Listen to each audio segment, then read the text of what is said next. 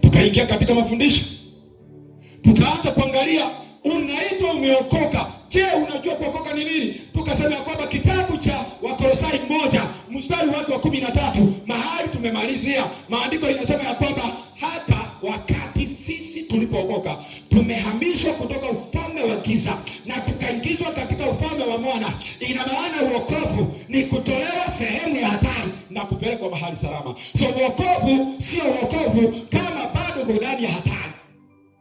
It doesn't make sense wakati tunasema wewe umeokoka ama umeokolewa na bado uko katika sehemu ya hatari.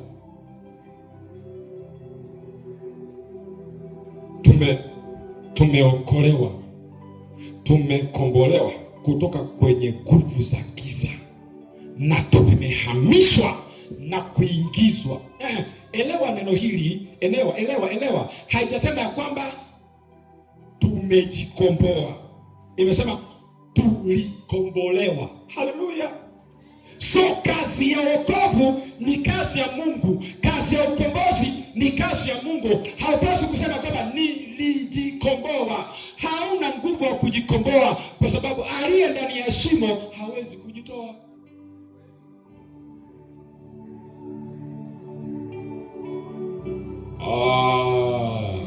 Tukaendelea, tumeenda tukasema katika kitabu cha Wakolosai 1:13 iko na 5 dimensions, 5 of them. Kitabu cha Wakolosai 1:13 na 14 inabeba 5 dimensions. Ya kwanza kukombolewa, ya pili kuhamishwa, ya tatu kuingizwa katika ufalme, ya nne kuokolewa, ya tano ni kusamehewa dhambi. Tukasema ya kwamba hauwezi kusema umeokoka na bado unatubu dhambi, kwa sababu utakuwa umeokolewa. Kwa nini?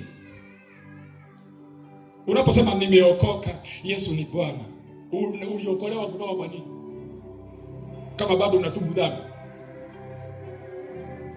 Unajua pasa sisi ni wanadamu, hiyo ni kasumba uliwekwa na dini. Sikiza, Mungu hakutamani uitwe mwanadamu. Mungu alitamani uitwe mwana. Sio mwana wa Adamu, bali mwana wa Mungu. Ndio maana yake unazaliwa kwa mara ya pili. Huyo ameelewa? Haleluya. Ulipokuwa hujampokea Kristo, uliitwa mwana Adamu kwa sababu ulikuwa umezaliwa na Adamu wa kwanza. Kitabu cha Warumi 5:12 inasema ya kwamba na dhambi ikawafikia wote waliozaliwa kwa uzao wa Adamu.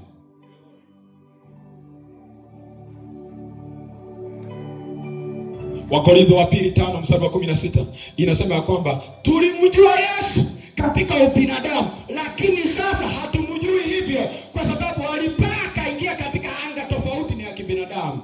Hata imekuwa mtu akiwa ndani ya Yesu Kristo amekuwa kiumbe kipya. Halo.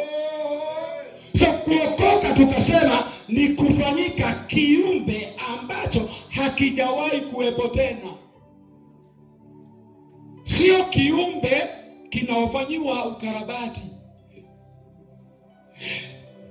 A Christian or a believer is not modified, it is not refurbished. Hallelujah. So nasikia vitu vinaitwa refurbished. Na ile kwenda kufanya nyumba marekebisho mahali ilikuwa inafanya marekebisho inaitwa nini? Renovation. Umeelewa?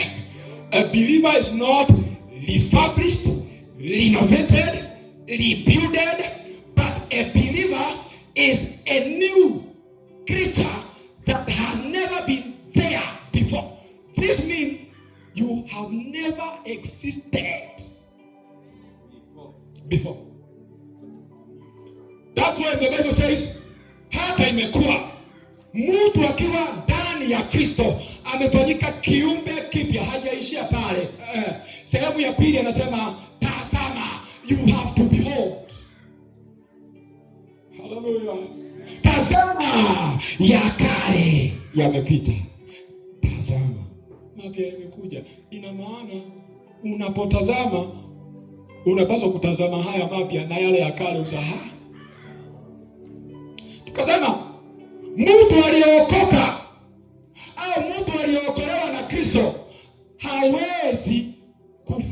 kukamatwa na mapepo. Jambo la pili, tukasema mtu aliokolewa na Kristo Yesu hana laana za kuvunja. Jambo la tatu, tukasema mtu aliokolewa na Kristo hana itikadi za kitu kinaitwa kuvunja lineage ya mababa. Hana. Kwa nini? Kwa sababu ni kiumbe kipya. Umeelewa? Ni kiumbe kipya. Leo watu wanahusiwa kuvunja madhabahu na 5,000. Watu wanahusiwa kuvunja sijui laana za mababu na 10,000. Kwa nini? Kukosa ufahamu ni kukosa faida yako. Nilikueleza hivyo kitu kama hicho. Kukosa ufahamu ni kukosa kujua faida.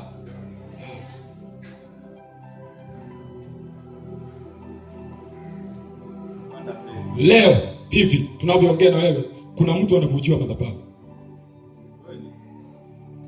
Siku 3-4 zilizopita ibada ikatolewa ya mapanga, anointed pangas.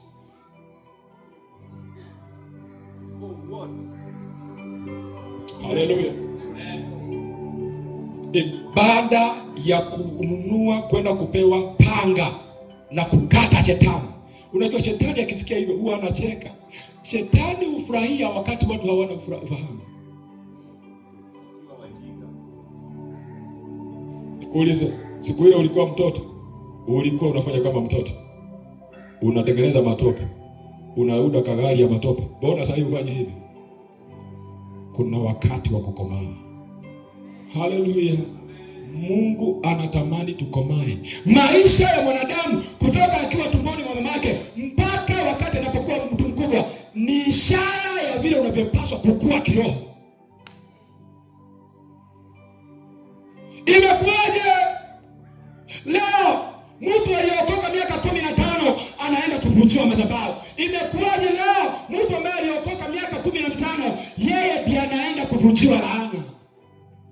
Kwa sababu hajaelewa kitabu cha Wakorintho wa pili 5 mstari wa 16 na 17 inaosema hata imekuwa. Hiyo ni habari njema, hata imekuwa. Hiyo tu kusema hata imekuwa. Ni kuwa haikuwepo, imekuwa sasa. Haleluya. Haleluya.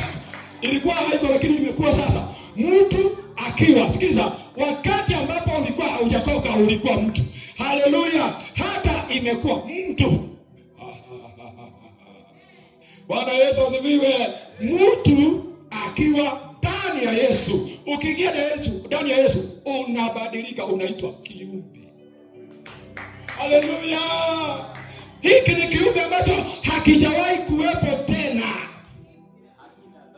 Hakina dhambi za kuvunja, hakina laana za kuvunja, hakina sarakasi za manabii wa uongo. Ni kipya. Nikisha sio kizele, sikitumia. Halo. Ni kipya hiki.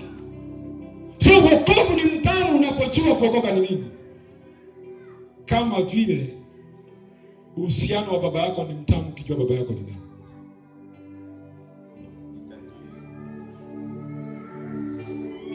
Tukaondoka hapo.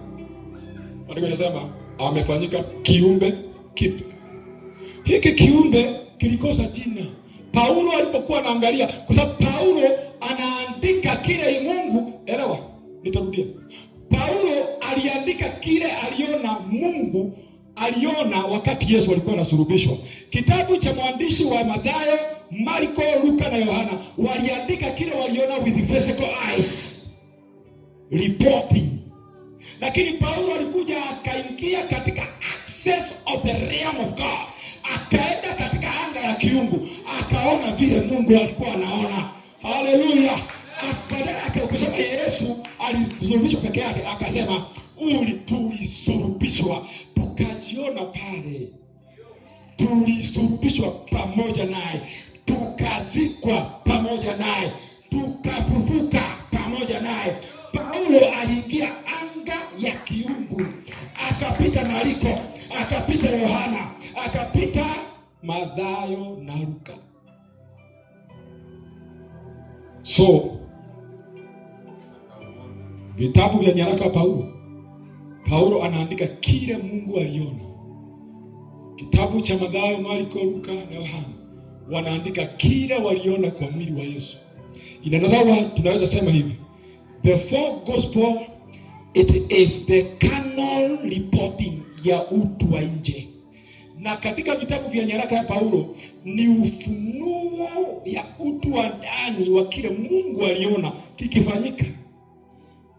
Haleluya. Unaelewa? Sufike ile kiwango niko uone vile ninaona. Haleluya. Ukifika mahali nilipo uone vile mimi naona, utasimama na kiti.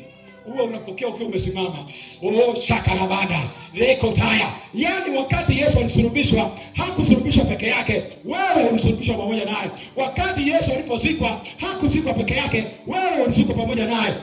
Sikiza habari njema. Wakati alipofufuka Yesu, hakufufuka peke yake, wewe ulifufuka pamoja naye. Sikiza, wakati Yesu alipomshinda Shetani, hakumshinda peke yake, wewe pia ulimshinda pamoja naye.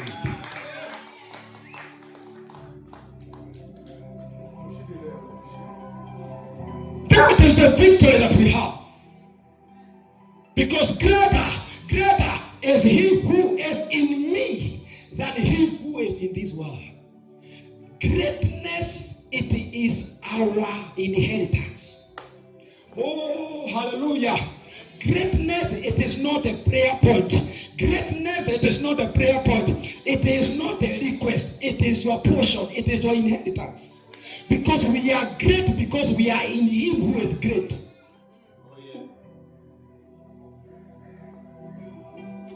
Our greatness is not defined with outward appearance. Our greatness is defined by him.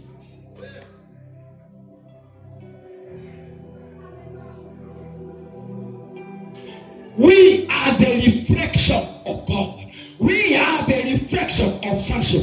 We are the reflection of Almighty. We are the reflection of the Holy Spirit. So when God sees us, he sees himself in us. Because we have been elevated to a possession of God. This is what is called to be saved. Kuokolewa. Wakati Shetani alipopiga Yesu vita, akazikwa, akafikiria tumemshinda Shetani. Huyu tumemshinda. Siku ya tatu. Siku ya tatu. Malaika wanajua kazi yao, wakakuja wakavingirisha jiwe. Sikiza, malaika hawakuvingirisha jiwe ndio Yesu atoke. Yesu alikuwa ametoka kabla ya jiwe kuvingirishwa. Walipokuja wanawake wakaona jiwe lipo, wakauliza